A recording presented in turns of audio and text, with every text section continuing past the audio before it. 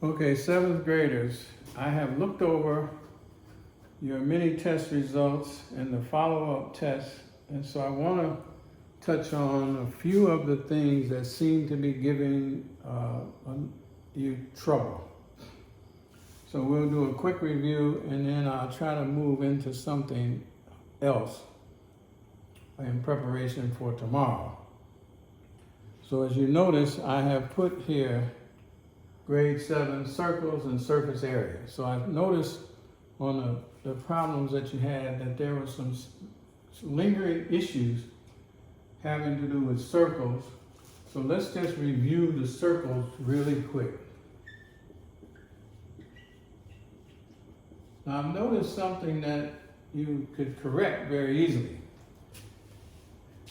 You seem to forget the rules, you forget the definitions, and then you might guess because you can't remember, or you forget the steps. So you have to, in order to do better, you have to do three things. One, you have to take good notes. So whatever I'm writing down, you should be writing it down as well in your notebook, so that even when I'm not around, or Miss Pam is not around, or no one else is around, you have your notes to read. And I try to repeat things often enough so that at some point you kind of hear my voice saying it. Just like a favorite song that you've heard so many times, as soon as it comes on, you know that's it because you can recognize that melody. So circles is what we want. Now, someone try to make a nice circle here. Not that nice, but so you had circles. So you know that the center of the circle we call the origin. This line segment, let's say I'll call that AO, that goes from the center to a point on the circle is the radius. And you know the longest radius, the longest chord on a circle goes from one side radius, R-A-D-I-U-S, to the center, and then there's another radius. So you can see that two radius together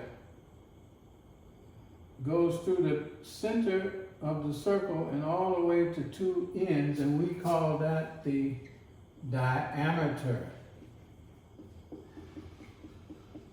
Diameter is the longest chord, because a chord is simply a line segment that joins 2 points on the circle. Let's say this is AO, this is BO, C, this is DE. Well, DE is a chord. It's a chord because it joins 2 points on the circle, and it doesn't go through the center. If it joined 2 points on the circle and went through the center, it will be called a diameter. So the diameter is the longest chord. The radius is half the diameter. And you have two simple formulas. So math is a lot about formula, formulas. You have a formula that will tell you the distance around the circle, starting from A, going past B, going past E, going past D, going back past C, and back to A. That distance all the way around the circle is called the circumference.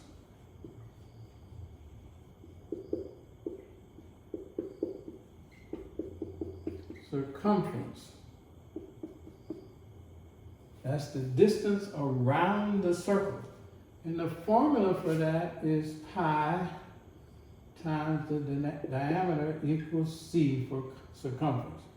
And pi, as we know, is always 3.14. The space inside the circle is called the area. Any space inside of a shape is called the area. So the area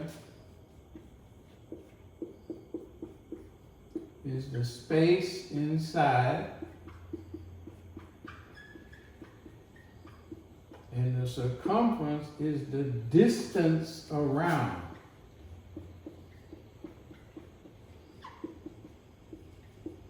So if you write these down and get familiar with them, you know what you're talking about. So if this were a polygon, meaning not a circular shape, but a four-sided figure, a triangle, a rectangle, the distance around these figures is called the perimeter.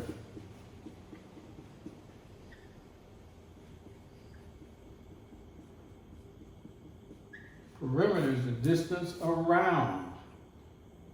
The space inside is still called area.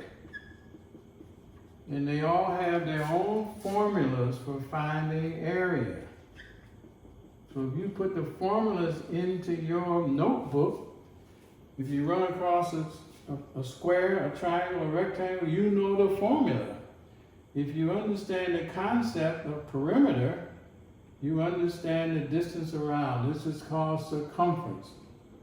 So the area of a circle, I'll just put area of, in the O for circle, is area equals pi times radius squared. So you got two formulas. So some of the questions you had were, for example, I don't know if this was an actual question, but let's pretend that was. The radius of a circle, r equals 12 centimeters. What is the circumference? C for circumference. The radius is 12 centimeters. What is the circumference? So the circumference, you should know, is the distance around the circle. How do you find that? The circumference is found by multiplying pi 3.14 times the diameter. I don't have the diameter, I have the radius. But you know that the diameter is twice the radius. So if the radius is 12, the diameter is 24 centimeters. So now you have the diameter, and you know pi, and you multiply. That's it. So the circumference is going to be 3.14 times 24. So you multiply that, but you can look at it and say, if you had a bunch of answers, you know that 3 times 25 is 75. So 3 times 24 is less than 75. So your answer is going to be somewhere, I'll say approximately 75. This means approximately, 2 signs and a little dot above it. It's not exactly 75, but it's an educated calculation based on 3 times 25 would be 75. And so you could just multiply this out too. So what is the area? What if the question was, what is the area? Instead of what's the circumference, what is the area? You would say no problem, because the area is the space inside. If the radius is 12, the diameter is 24, my area formula is the space inside, and the area equals pi times radius squared. So pi times radius squared, pi is 3.14, the radius is 12, so 12 squared is 12 times 12, which is 144. So now I have 144 times 3.14. Well, let me just use some deductive reasoning. So let's pretend that this was 150. Be a little bit bigger. So 3 times 150 would be 450. So I could say that the area is approximately equal to 450 square centimeters, because area is always measured in square units. So the key here is the radius is half of the diameter.